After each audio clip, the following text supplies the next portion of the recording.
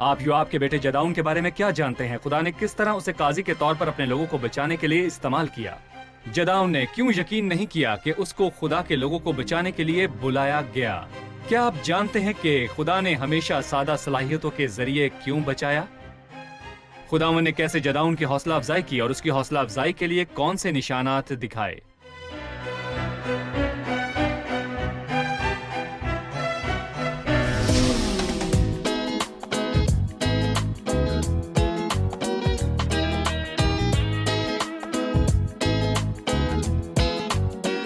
عزیز ناظرین، میں Ayad Zarif آپ سب دیکھنے والوں کو ہمارے روز کے بائبلی مطالعاتی پروگرام کی نئی قسط میں خوش آمدید کہتا ہوں۔ اس پروگرام میں ہم بائبل مقدس کی تمام کتابوں کا مطالعہ پیش کر رہے ہیں۔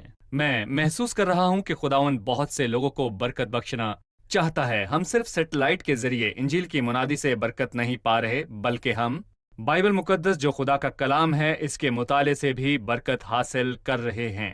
انجیل کی منادی ہو جانے کے بعد کسی بھی شخص کے پاس نجات نہ حاصل کرنے کا کوئی بہانہ نہیں بچتا، کیونکہ اسے بائبل کی تعلیمات دی گئی ہیں۔ اگر آپ کسی ایسے ملک میں ہیں جہاں بائبل کی اجازت نہیں اور مشنریوں اور تبلیغ دینے والوں کو وہاں پر آنے نہیں دیا جاتا، تو اس پروگرام کے ذریعے کلام آپ تک پہنچایا جاتا ہے تاکہ آپ اسے سیکھیں۔ لہٰذا آپ جہاں پر بھی ہیں، آپ خدا کے کلام کو پڑھ اور سن سکتے ہیں اور آپ خدا کے کلام سے سیکھ سکتے ہیں۔ لہٰذا آپ اس پروگرام میں ہمارے ساتھ شامل ہوں، اور اگر آپ کا کوئی سوال ہو تو ہمیں ضرور آپ لکھیں۔ خدا کے فضل سے ہم اس کا جواب آپ کو ضرور دیں گے۔ اپنے مطالعے میں ہم قضات کی کتاب کے 6 باب پر پہنچ چکے ہیں۔ قضات کی کتاب ایک تاریخی کتاب ہے جو بنی اسرائیل کی ناکامی بیان کرتی ہے، جب وعدے کی سرزمین میں اسرائیل کے لوگوں نے خداوند کی دی ہوئی میراث کو قائم نہیں رکھا۔ لیکن پروگرام کے آغاز میں خدا کے خادمین کو خوش آمدید کہنا چاہوں گا۔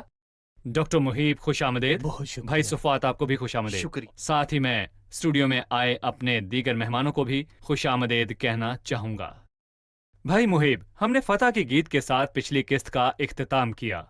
فتح ہمیشہ حمد کا باعث ہوتی ہے، اور میں یہ سوچ رہا تھا کہ لگاتار فتح یابی اور حمد و ثنا ہوگی۔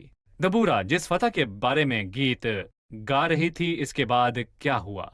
40 برس ملک میں امن رہا، اور جیسے ہم نے پہلے دیکھا، امن کے وقت جسم حرکت میں آ جاتا ہے۔ میرا مطلب ہے کہ وہ گناہ جو ہمارے اندر بستا ہے، اور ہم میں سے 6 بڑے رجحانات ظاہر ہوتے ہیں۔ ان لوگوں کے ساتھ یہی ہوا۔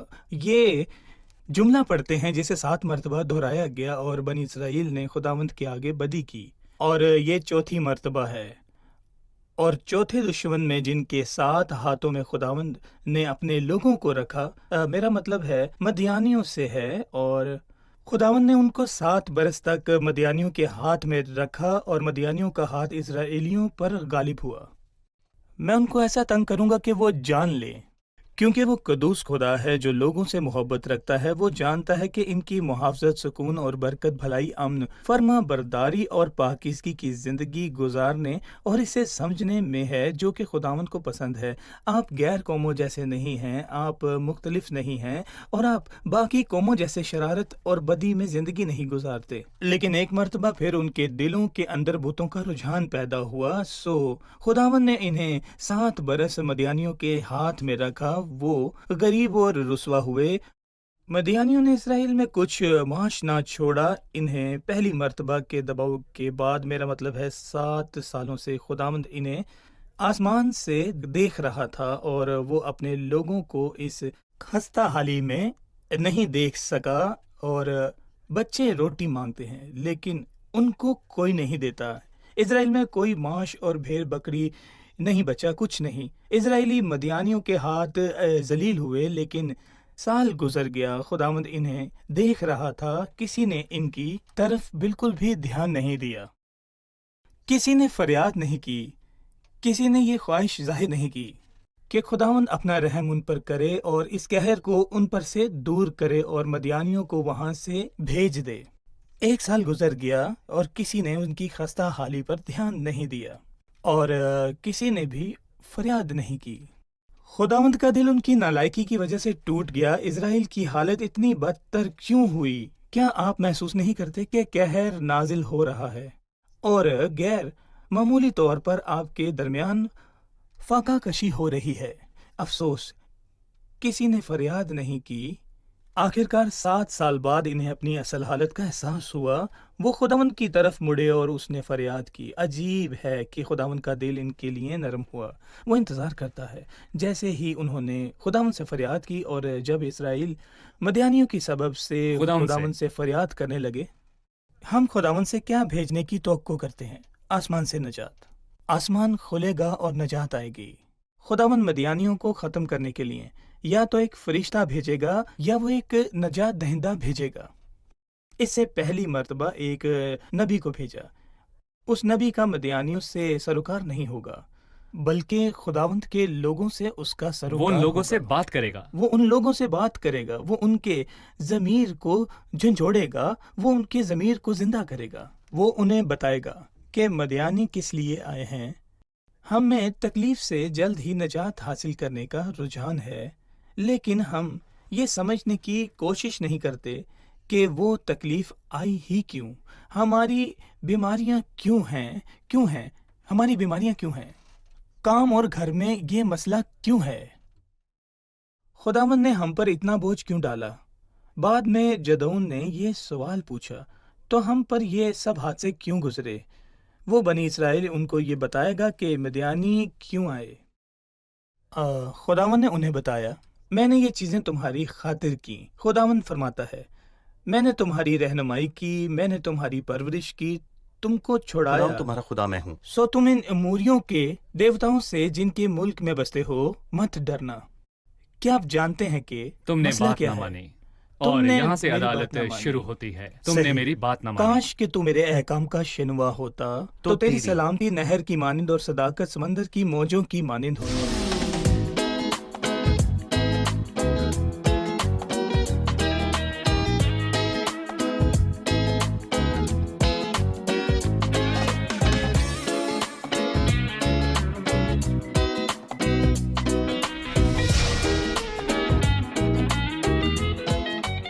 भाई सफवात यकीनन खुदावन लोगों की सुनेगा और उनके लिए निजात दहिंदा भेजेगा, ये देखने के लिए कि खुदावन लोगों से क्या सलूक करता है। मैं 11वीं आयत से 16वीं आयत तक पढ़ना चाहूंगा। फिर खुदावंद का फरिश्ता आकर उफरा में बलूत के दरख्त के नीचे जो युवास अभी जरी का था बैठा, और उसका बेटा जदाउन मैं के एक कोहलू में गेहूं झाड़ रहा था ताकि उसको मिदियानियों से छुपा रखे। और खुदावंद का फरिश्ता उसे दिखाई देकर उससे कहने लगा, ऐ जबरदस्त सूरमा, खुदावंद तेरे साथ है। जदाउन ने उससे कहा, ऐ मेरे मालिक, अगर खुदावंद ही हमारे साथ है तो हम पर ये सब हादसे क्यों गुजरे, और उसके वो सब अजीब काम कहाँ गए जिनका जिक्र हमारे बाप दादा हमसे यूं करते थे कि क्या खुदावंद ही हमको मिस्र से नहीं निकाल लाया? पर अब तो खुदावंद ने हमको छोड़ दिया और हमको मिदियानियों के हाथ में कर दिया। तब खुदावंद ने उस पर निगाह की और कहा, तू अपने इसी जोर में जा और बनी इसराइल को मिदियानियों के हाथ से छुड़ा। क्या मैंने तुझे नहीं भेजा? उसने उससे कहा, ऐ मालिक, मैं किस तरह बनी इसराइल को बचाऊं? मेरा घराना मनस्सी में सबसे गरीब है और मैं अपने बाप के घर में सबसे छोटा हूं। खुदावंद ने उससे कहा, मैं जरूर तेरे साथ हूंगा और तू मिदियानियों को ऐसा मार लेगा जैसे एक आदमी को। इन आयात की रूह से हमें आप जदौन के मुतल्लिक बताएं। खुदावंद ने लोगों की फरियाद पर कान लगाया क्योंकि वो रहम दिल है, और उस गरीब ने दुहाई दी खुदावंद ने और उसकी सुनी। उसने उसको सब दुखों से बचा लिया। और खुदा ने युवास अबी अजरी के खानदान से अबी अजरी के बेटे को यानी के जदाउन को भेजा। जदाउन के नाम का मतलब है तेज, और युवास का मतलब है बेताब, और अबी अजरी का मतलब है अनाथ का बाप, और वो उफरा में था, और उफरा का मतलब है मट्टी।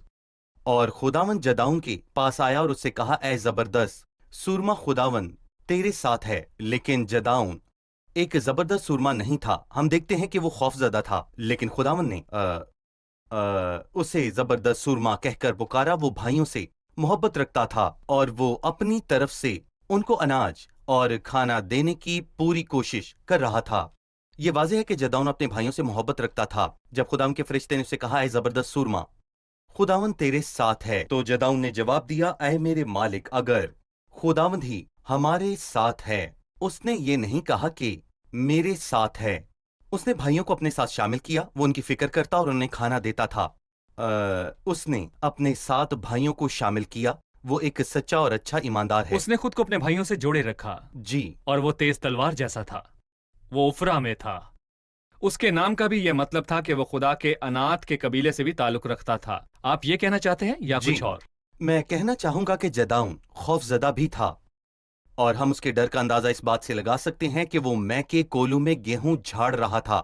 میں کے کولو میں گیہوں نہیں جھاڑتے، میں کے کولو صرف انگور پیسنے کے لیے ہیں، اور جو کوئی گیہوں جھاڑنا چاہے اسے پہاڑ پر چڑھ کر کھلیان میں جھاڑنا پڑتا تھا، کیونکہ خشک گھاس اور بھوسے کو ہوا میں اڑانے کے لیے ہوا کی ضرورت ہوتی ہے۔ لیکن یہ بہت واضح ہے کہ جداؤن خوف زدہ تھا۔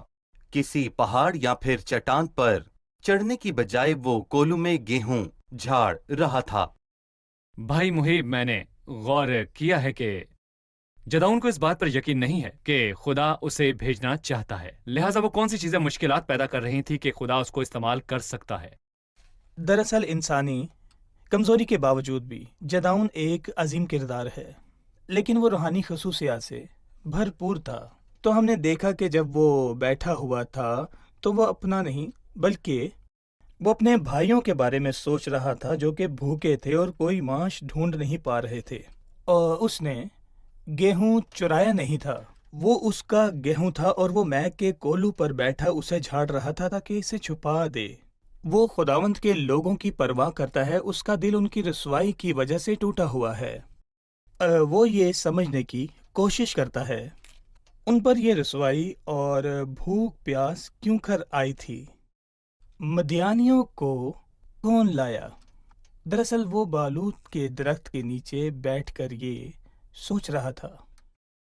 بالوت کے درخت کا نشان اسرائیل کا نشان ہے، جسے ہم یسایہ 6 باب میں دیکھتے ہیں، لیکن وہ بطن اور بالوت کی مانند ہوگا کے باوجود یہ کہ وہ کاٹا جائے تو بھی اس کا نشان بچا رہتا ہے۔ خداوند ہم اس بالوت کی مانند ہے جو کاٹا گیا، لیکن تو نے وعدہ کیا ہے کہ ہم پھر سے بڑھیں اور پھلیں گے۔ کیا تو ہمیں پھر سے زندہ کرے گا تاکہ تیرے لوگ تجھ میں شادمان ہوں؟ وہ اپنے لوگوں کے لیے فکر مند تھا۔ جی، وہ خداوند کے لوگوں کے لیے فکر مند تھا، وہ ان کی حالت سے پریشان تھا۔ اسی وقت اس نے خداوند کے منصوبوں کو سمجھا۔ اگر خداوند ہمارے ساتھ تھا تو ہم یوں خستہ حال نہ ہوتے، کیوں؟ اگر خداوند ہی ہمارے ساتھ ہے تو ہم پر یہ حادثے کیوں گزرے، اور اس کے وہ سب عجائب کام کہاں گئے جن کا ذکر ہمارے باپ دادا ہم سے یوں کیا کرتے تھے؟ کہ مجھے محسوس ہوتا ہے کہ خداوند ہمارے ساتھ نہیں ہے، مجھے ایسا لگتا ہے کہ اس نے ہمیں چھوڑ دیا ہے۔ پر اب تو خداوند نے ہمیں چھڑا دیا ہے اور ہم کو مدیانیوں کے ہاتھ میں دے دیا ہے۔ جدون کمتر محسوس کر رہا تھا، اسے حالات پر افسوس ہو رہا تھا، اسے افسوس ہوا۔ اس نے کہا خداوند میں جانتا ہوں کہ اس کی وجہ ہم ہیں۔ وہ خداوند کو نہیں بلکہ خود کو اور اپنے لوگوں کو قصوروار ٹھہرا رہا تھا۔ نتیجے میں مدیان اسرائیل پر قابض ہوا۔ اس کا نتیجہ یہ نکلا کہ مدیان اسرائیلیوں پر قابض ہوا۔ ناظرین، ہم یہاں پر ایک چھوٹا سا وقفہ لینا چاہیں گے اور پھر واپس آ کر مہمانوں کے سوالات کے ساتھ حاضر ہوں گے۔ آپ اپنے سوالات لکھ کر ہمیں ضرور بھیجیے، ہمارے ساتھ رہیں۔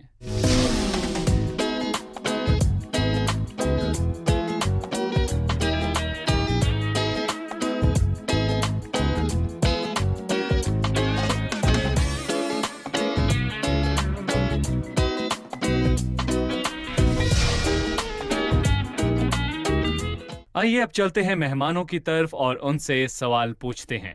جی، قضات کی کتاب کے مطالعہ کے دوران ہم نے دیکھا کہ جنہیں خداوند استعمال کرتا ہے کسی منفرد ذاتی صفت یا ہنر کے مالک نہیں ہیں۔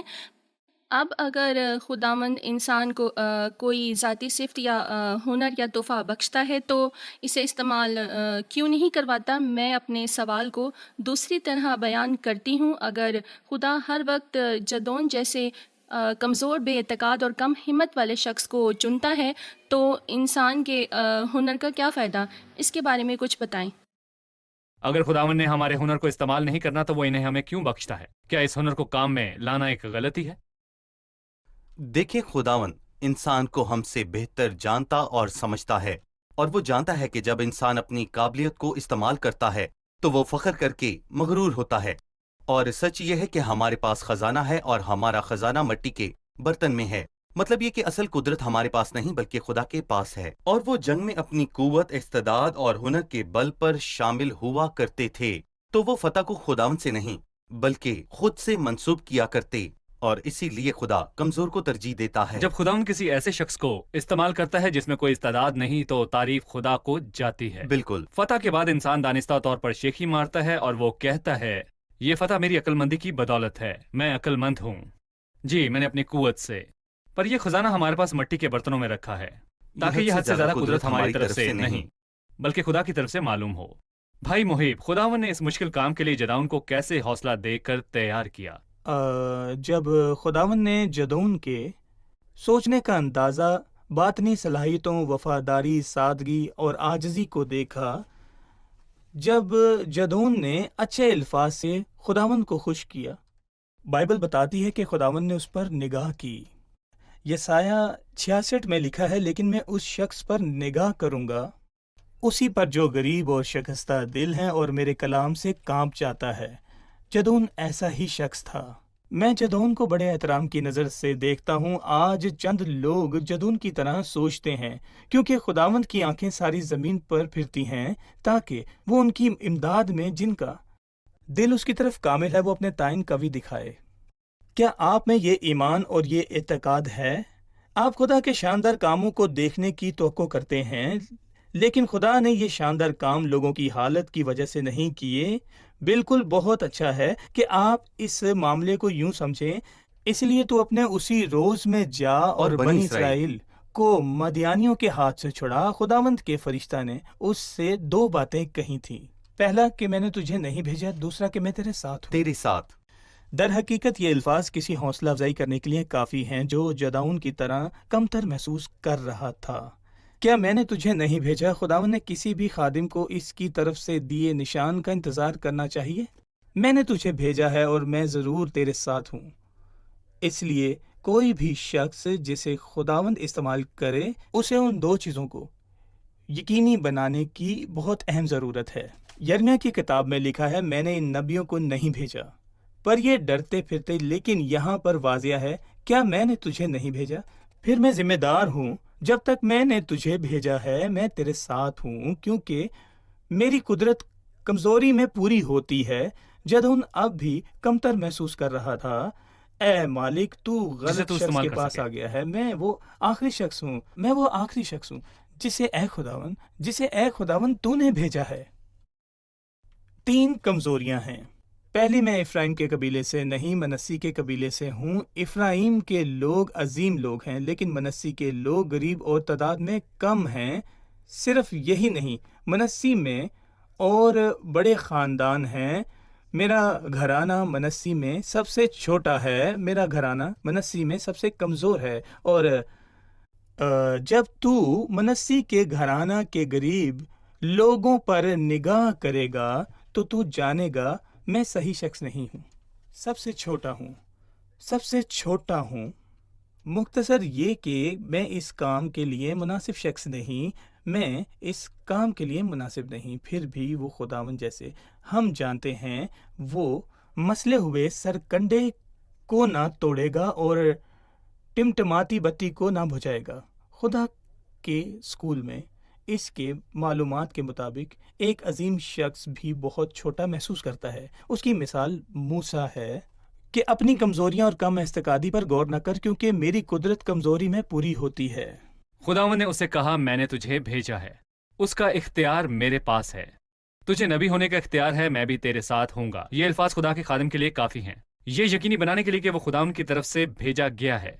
بھائی، وہ یہ یقینی بنانا چاہتا تھا، اس نے اس کی تصدیق کے لیے ایک نشان مانگا۔ مجھے اس کی خداوند سے اس کام کی تصدیق کرنے کی درخواست کے متعلق بتائیں۔ جب اس نے یہ پہلا دن بیان کیا تو خداوند نے محض اس کی حوصلہ افزائی کرا کر یہ کام نہیں سونپا، بلکہ اس نے اسے اپنی روح سے معمور کیا۔ روح سے معمور کیا، وہ روح القدس سے معمور کیا گیا۔ صحیح۔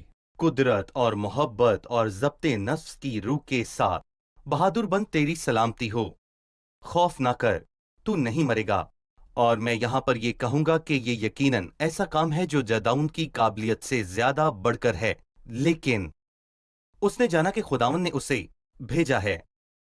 اور اس کے بعد جدعون حیران ہوتا ہے کیا خدا نے مجھے نہیں بھیجا؟ دراصل یہ جداؤن کے ایمان کی کمی ہے. وہ اچھا شخص ہے اور وہ کوئی بھی قدم خداوند کی مرضی کے بغیر اٹھانا نہیں چاہتا، اور اس لیے وہ اس کی یقین دہانی کرتا ہے. سو اس نے خداوند سے ایک کے بعد دوسرا نشان مانگا، کیونکہ خداوند چاہتا ہے کہ ایماندار جانے کہ وہ کیا کرنے والا ہے، اور اس کا دل قائم ہے تو اسے سلامت رکھے گا، کیونکہ اس کا توکل تجھ پر ہے. اور خداوند کی رفاقت کے بغیر کسی بھی جگہ جانا مناسب خداوند نہیں. اور وہ سفر اور کام کتنا خوبصورت ہوگا جس میں میرا خداوند ہمیشہ میرے ساتھ ہو. بھائی محیب، آپ اس نشان کے بارے میں ہمیں بتا سکتے ہیں جو جداؤن نے مانگا تاکہ جان سکے کہ خدا اس کے ساتھ ہے؟ پہلے تو اس نے اس سے کہا کہ مجھے کوئی نشان دکھا، مجھ سے تو ہی باتیں کرتا ہے. وہ جا کر قربانی لے کر آیا. چھوٹی چھوٹی غلطیوں کے باوجود خداوند کے فرشتوں نے اس کی بہت حوصلہ افزائی کی اور یہ اس کا ہدیہ قبول کیا. اس کی قربانی آنکھ سے بھسم ہو گئی اور خداوند کا فرشتہ اس کی نظر سے غائب ہو گیا. سو جدون کو یقین ہو گیا کہ وہ خداوند سے خداوند سے بات کر رہا تھا. جب وہ غائب ہوا تو ایک معجزہ ہوا اور اس پتھر سے آگ نکلی، گوشت، فطیری روٹی بھسم ہوئی اور قربانی بھسم ہوئی اور خداوند کا فرشتہ غائب ہو گیا. جدون نے یہ جان لیا کہ وہ خداوند کا فرشتہ تھا اور وہ بہت زیادہ خوفزدہ ہوا. اس نے خود کو نااہل محسوس کیا اور اس نے خدا کے سامنے اپنی حالت کو بے تاکیر جانا. کیونکہ یہ مانا جاتا تھا کہ خدا کو دیکھنے کے بعد کوئی زندہ نہ رہتا تھا. بالکل ٹھیک ہے. تو وہ نہایت خوفزدہ ہوا. البتہ خداوند کے فرشتہ نے اس کی حوصلہ افزائی کی اور اس سے کہا کہ خوف نہ کر. دراصل جس خادم کو خداوند استعمال کرتا ہے اس سے دوسروں کو بچانے سے پہلے یا خدا کے کام میں کامیاب ہونے سے پہلے خدا کے ساتھ اپنے رشتے پر یقین کرنا ضروری ہے. خوف نہ کر. خوف نہ کر، تو مرے گا نہیں. اس کا کیا ثبوت ہے؟ ثبوت یہ ہے کہ آگ نے قربانی کو بھسم کر دیا ہے. یہاں پر قربانی اور اطمینان کے بیچ وابستگی پر غور کریں. خدا نے قربانی کو قبول کیا سو اس نے آپ کو قبول کیا. اسی لیے خوف نہ کر، تو مرے گا نہیں، کیونکہ آگ نے قربانی کو بھسم کر دیا ہے. سو اس نے وہاں خوشی منائی اور اس کا مذبح بنایا. خدا کا اور خدا کی قربانی کے حضور قبول ہونے کا نہایت شکر گزار ہے. اسے نہایت اطمینان محسوس ہوا. پھر بھیڑ کی اون کا کیا واقعہ ہے؟ جی، بھیڑ کی اون کا واقعہ. بھیڑ کی اون نجات کا نشان ہے. تب جدون نے خدا سے کہا، اگر تو اپنے قول کے مطابق میرے ہاتھ کے وسیلہ سے بنی اسرائیل کو رہائی دینا چاہتا ہے تو دیکھ، میں بھیڑ کی اون کو کلیان میں رکھ دوں گا. سو اگر اوس فقط اون ہی پر پڑے اور آس پاس کی زمین سوکھی رہے تو میں جان لوں گا کہ تو اپنے قول کے مطابق بنی اسرائیل کو میرے ہاتھوں کے وسیلہ سے رہائی بخشے گا. اور ایسا ہی ہوا. اس نے اون رکھی. جب صبح اٹھا تو دیکھا اون پر اوس پڑی تھی اور آس پاس کی زمین سوکھی تھی. اس نے اون کو دبایا اور نچوڑا، مطلب کہ اون مسیح کا نشان ہے. اوس کا بھر لیا اور اس نے اوس کو نچوڑا اور پیالہ بھر لیا. اس نشان کا پہلا حصہ ہمیں مسیح نجات دہندہ کی زندگی یہ گواہی اس کے تجسم کے ایام میں دی گئی. اون مسیح کا نشان ہے جس سے خدا خوش ہے. باپ نے یہ کہہ کر گواہی دی کہ یہ میرا پیارا بیٹا ہے جس سے میں خوش ہوں. اس کی زمینی زندگی کے دوران فضل بھرپور اس کے تجسم کے ایام میں دی. اس نے غصے کے مطابق بات کیوں کی؟ دوسرے منظر میں ہم بھڑکتے ہوئے غصے کو دیکھتے ہیں. مسیح کا نشان ہے. اور جیسے ہی اس نے درخواست کی تھی فقط اون ہی خشک تھی. اس مرتبہ وہ چاہتا تھا کہ وہ صرف اون خشک رہے اور پاس کی زمین پر اوس پڑے. اس مرتبہ ہم نے یہ نہیں پڑھا کہ ایسا ہی ہوا. یہ وہ جڑ ہے جو خشک زمین سے نکلی، اس پر تمام خوشی منحصر ہے جبکہ آس پاس کی زمین خشک تھی. خدا نے وہ کیا جو فطرت کے خلاف تھا. اس رات کو اس منظر میں مسیح خشک زمین، خشک جگہ پر صلیب پر تھا. سارا قہر اس پر آ نکلا. اس نے کہا، میں پیاسا ہوں. میری قوت ٹھیکرے کی مانند خشک ہو گئی اور میری زبان میرے تالو سے جا لگی. اب وقت ہوا ہے کہ ہم حازن کے پاس واپس لوٹے اور ان سے پوچھے. اگر ان کا کوئی سوال ہے تو وہ پوچھیں. جی. اب ہم جانتے ہیں کہ جداؤن ایک عظیم شخص ہے جو خداوند اور اس کے لوگوں سے محبت رکھتا ہے. لیکن جب خداوند نے اسے کام سونپا، اس نے یقین دہانی کے لیے خداوند سے نشانات مانگے. کیا یہ ایمان کی کمزوری ہے؟ کیا جداؤن کا نشانات کی درخواست کرنا ایمان کی کمزوری ہے؟